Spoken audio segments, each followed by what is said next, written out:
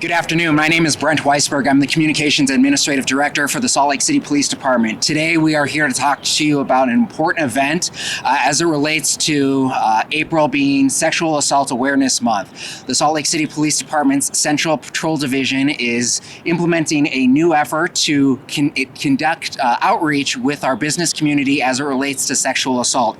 Today's speakers will include Commander Bill Manzanares with the Salt Lake City Police Department's Central Patrol Division, as well as Detective Marie Stewart. We also have our Director of Victim Services, Wendy Isom, and Gary Scheller, who is the Associate Director of the Rape Recovery Center. I'll now turn over the time to Commander Bill Manzanares. Afterwards, we will take questions. Thank you, Director Weisberg. I just wanted to take a couple of minutes and talk about some of the community-oriented policing that we've been doing, specifically in the Central Patrol Division. Community-oriented policing is not new to Salt Lake City Police Department. It's something that we've done for a long time.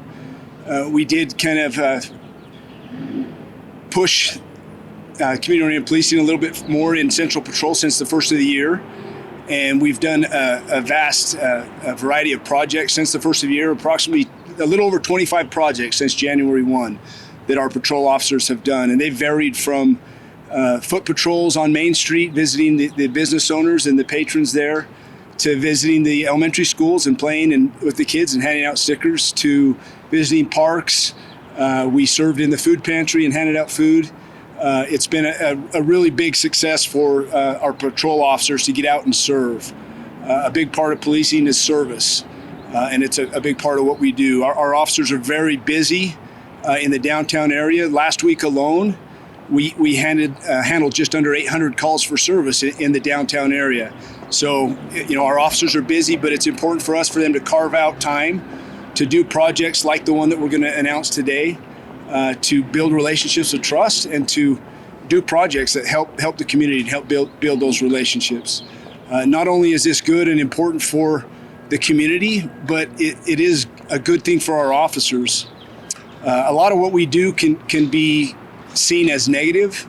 If you think about the things that our patrol officers are asked to do, whether it's responding to a domestic violence where we have to arrest somebody, or if they're responding to an accident like we did yesterday where unfortunately somebody died, and then our officers have to go and make notifications to that family to tell them that, hey, your loved one's not coming home tonight. So a lot of the things that we do can be perceived as negative, and these community-oriented policing projects give our officers a way to interact with the public in a very positive light. And it's good for the citizens of Salt Lake City, but it's also really good for our officers. I wanted to turn the time over to Detective Stewart, who's going to give you a little bit of info about this project that we're doing. Detective Stewart is a great asset to our department. She's been with us for multiple years. She is, as her title states, she is the liaison detective for the Central Patrol Division, and I'll turn it over to her. Detective Stewart. Thank you, everyone, for being here. I'm Detective Marie Stewart. I work for the Central Patrol Division. I'm the community liaison for Districts 3 and 4. And part of my job is gathering statistics and looking at problems in a bigger light rather than just your call-to-call with patrol.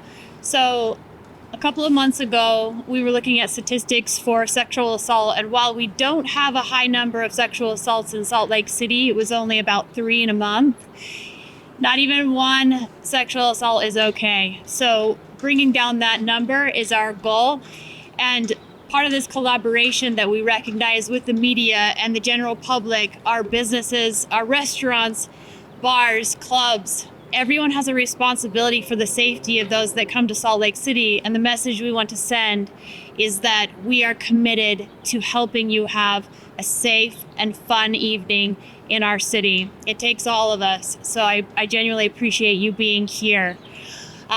If there's one thing that I could stress, and when you're going out and you're interacting in the public, is to listen to your intuition. We actually train this in the police academy. Your intuition is that little spidey sense on the back of your neck. It's that feeling, that gut feeling.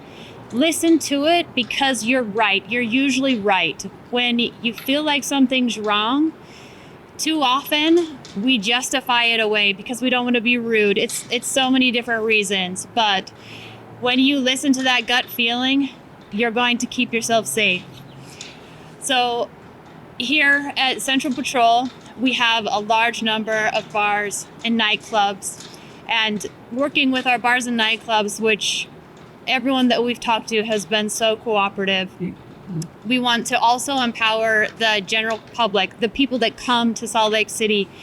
And maybe it's not you that's feeling uncomfortable, but you notice someone around you that looks like they might be in a situation that they can't get out of. We want to empower you also to step in, and if it's discreet, that's great. Listen to yourself and help out.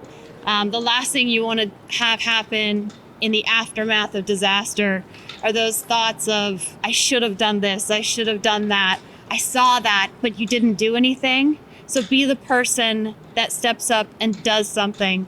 There's something called the bystander effect, where people will generally do what everyone else around them does, even though they know something's wrong. Everyone sees the same problem, but instead of stepping up and acting, they do what the crowd is doing. So be the one that steps up and does something, because people will follow, people will step in and help. So come to Salt Lake City and know that our bars, restaurants, the police department, we're all here to help you and have a safe time. Thank you so much for being here.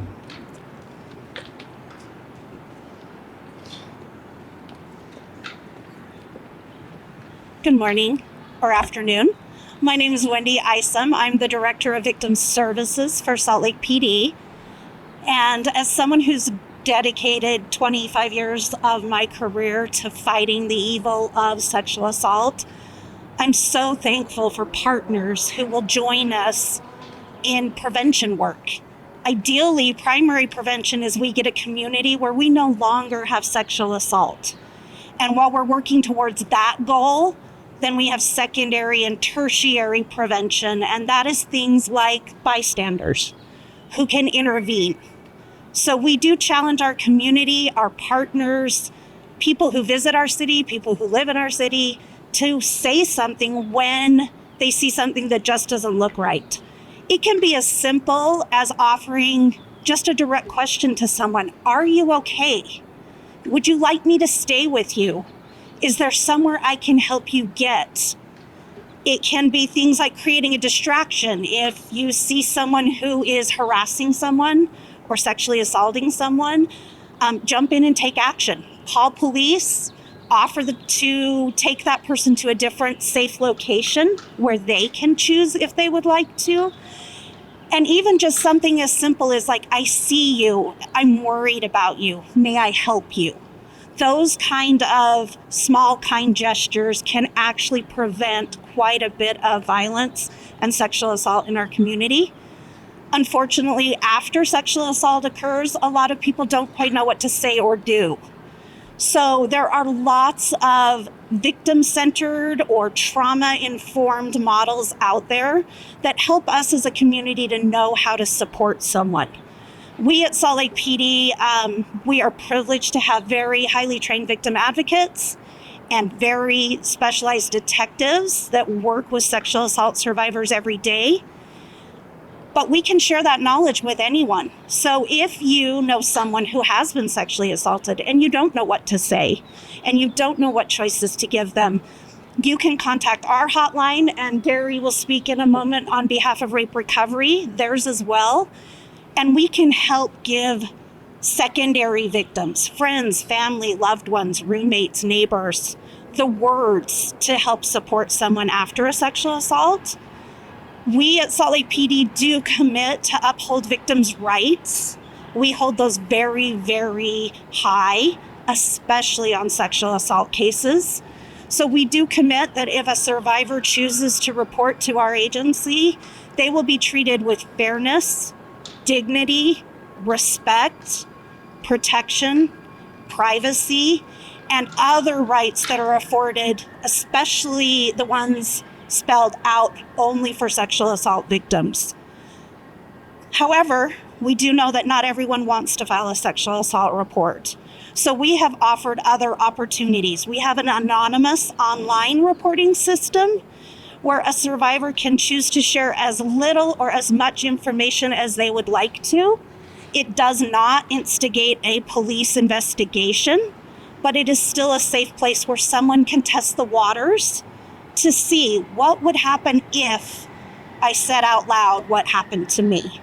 And from that, we often do build trust and have survivors then come forward to report.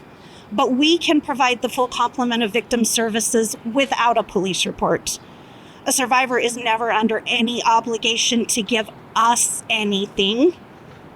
We have the obligation to help support them through the experience for days, weeks, years, whatever time frame they would like that. So we just wanted to reaffirm our commitment to help our community and the survivors that are in our community to know that we are here, and we promise that kind, victim-centered, trauma-informed response for whatever they might need of us.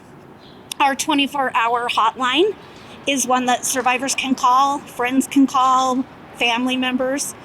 And that number is 801-580-7969. People can call from a blocked phone number. They can be anonymous. They can use an alias or just choose to remain confidential while having that communication. Thank you guys for coming out.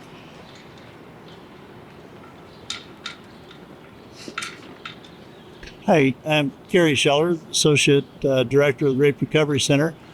Rape Recovery Center has been around for a little over 50 years here in Salt Lake. It was actually one of the first 3 rape recovery centers in the country to open. I just first want to comment that prevention is possible when it comes to rape and sexual assault, and I think Wendy touched on that a little bit. Whether it's primary prevention, working with younger adults and students to bring them to a point where committing such an act just doesn't register. They have a respect of other people's bodies and boundaries, and they just don't go there. Or if it's the more secondary prevention, where we engage with our community partners and the bystander intervention pieces that have been mentioned, or whether it's just teaching communities and getting communities to take on the stance and the position that this kind of behavior just simply isn't acceptable. It does work, it does exist, and one of the key elements of the Rape Recovery Center program is the prevention and education piece. Then, unfortunately, we do have a high need for responding to survivors of rape and sexual assault. The Rape Recovery Center is a private nonprofit entity. We use a mixture of private donations and funding, and we use some state funding and some federal funding to run the operation. Those services run anywhere from meeting with the survivor at the hospital where they're going to have a forensic exam and evidence collected, helping them through that process, and with advocacy services after that process, and clinical services as well with the Rape Recovery Center. You can set yourself an appointment by going to our website at raperecoverycenter.org, and those services are all completely 100% confidential. And you can go in there and select an appointment time with the victim advocate, with the clinician for enrollment in clinical services. If you're a family member or you have a friend that something has happened to and you just want some information, you want to know how to help, log on, create an appointment, or you can call. Again, we also have a 24-hour helpline, but the local number for Rape Recovery Center is 801-467-7282.